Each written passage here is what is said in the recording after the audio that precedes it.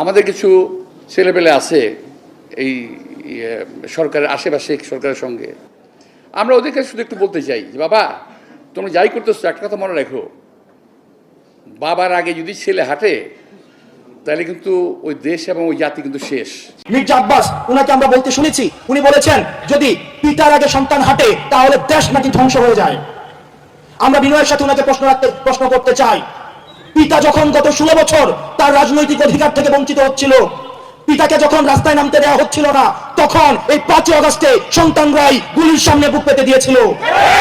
তারা যখন গুলির সামনে বুক পেতে দিয়েছিল, ওয়াসিম যখন বুক পেতে দিয়েছিল, মুগ্ধ যখন বুক পেতে দিয়েছিল, আবু সাইদ যখন বুক পেতে দিয়েছিল, তখন রাষ্ট্র ধ্বংস হয়ে যায়নি, বরং পিতার মর্যাদা প্রতিষ্ঠিত হয়েছিল।